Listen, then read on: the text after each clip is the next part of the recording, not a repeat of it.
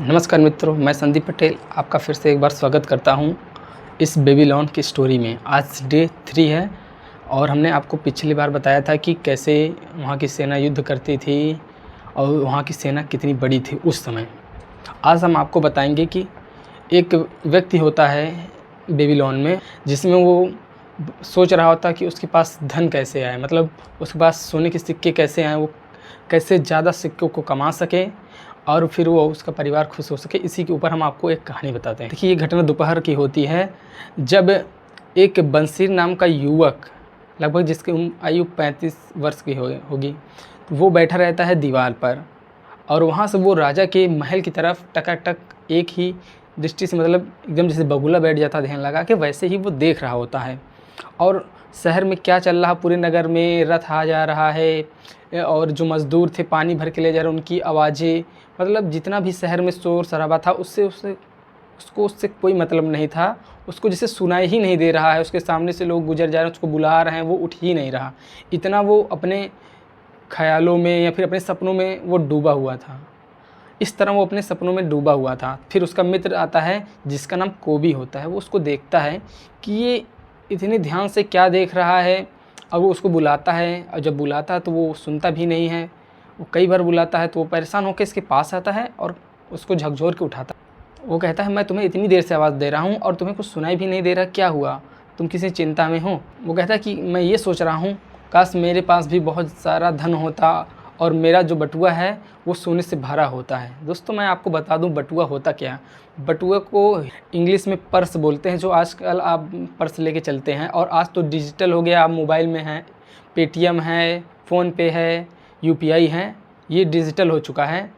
पर जो प्राचीन काल में उसको बटुआ बोलते थे। आज हम आपको दिखा दें बटुआ दिखता कैसे था। ये देखिए, ये जो आप इसको देख रहे हैं, ये ऐसे, ये बंद करते हैं ऐसे इसको, और इसको फिर हाथ से ऐसे खोलते हैं इसको ऐसे। और इसमें मैंने कुछ आपको दिखाने के लिए सिक्के रखे हैं। उस समय के सोने के सिक्के ऐसे होते हैं, आज आप 10 रुपये के सिक्के आप तो देखते ही हैं। तो इसको ऐसे इसमें डाला करते हैं। ये देखिए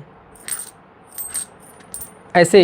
इसी खनक की वो बात कर रहा है कि मेरे बटुए में वो खनक नहीं है सोने की, मैं इसलिए चिंतित हूँ।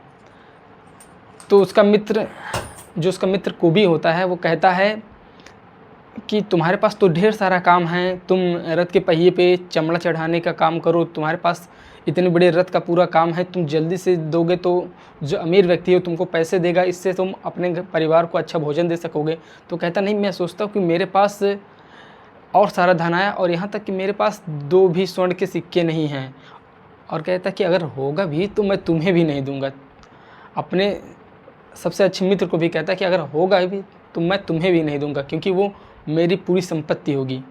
तो ये बताया जा रहा है कि इतना ज़्यादा वो जो बंसीर था गरीब था। बेबीलोन में एक तरफ बहुत ज़्यादा अमीर लोग थे और गरीब लोग भी थे उसी शहर में। तो वो उसी की कहानी बताया जा रहा है, जहाँ पे बहुत सारे लोगों के पास बहुत ज़्यादा हज़ारों में स्वर्ण मुद्राएं थी, पर कुछ ऐसे लोग थे जिनके पास चांदी की भी नहीं थी। तो वही उस कहानी में बताया जा रहा है कि वो कहता है कि अपने दोस्त को भी नहीं देगा। जैसे आज की स्टोरी, बस ये टाइम जो पीरियड है वो अलग है, बाकी कहानी सेम वैसे ही है। तो वो आगे फिर वो अपने दोस्त को भी कहता है कि अगर मेरे पास बहुत सारा धन होता, स्वर्ण मुद्राएं होती।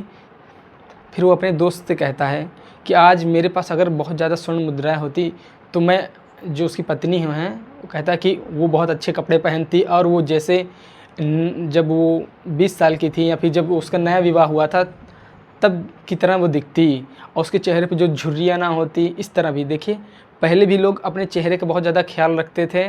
जैसे आज बहुत सारे क्रीम्स हैं, पाउडर हैं, उस समय भी लोग जो भी चीज़ उस समय उपलब्ध होगा प्रकृति की, वो उसको लगाते थे भाई। और पैसे और जो भी चीज़ें थे उस समय भी पैसे से ही चलता था, मतलब स्वर्ण मुद्राएं से ही मिलती थी। तो वो अपना व्यथा बता रहा है कि ऐसा होता हमारे पास तो हमारा भी जीवन बहुत ज़्यादा सुखी होता, जैसे कि राजा की, क्योंकि वो राजा के महल की तरफ देख रहा होता है और उससे बता रहा था कि राजा के पास बहुत सारा चीज़ है, आराम से जीवन जी रहा है।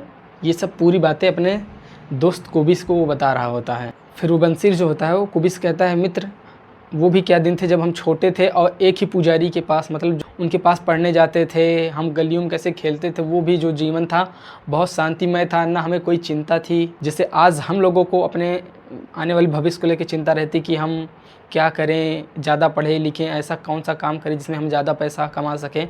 वही सारा चीज़ पहले के लोग भी सोचते थे, क्योंकि दशाएं जो होती हैं या फिर जो जीवन का संघर्ष होता है वो एक ही जैसा होता है, बस चीज़ें बदलती रहती हैं, पर संघर्ष रुपए के लिए ही होता है, स्वर्ण मुद्राओं के लिए उस समय था। अब आपको इस स्टोरी से पता चल गया होगा कि जो बंसीर था इतना गरीब क्यों था, और जो बाकी लोग उससे भी ज़्यादा गरीब थे वो कैसे और क्यों गरीब थे इतना, और जो बाकी लोग थे राजा या फिर जो और अमीर लोग थे वो इतने अमीर क्यों थे, आपको हम आगे की कहानी में बताएंगे। आशा करता हूँ आप सभी को ये स्टोरी अच्छा लगा होगा।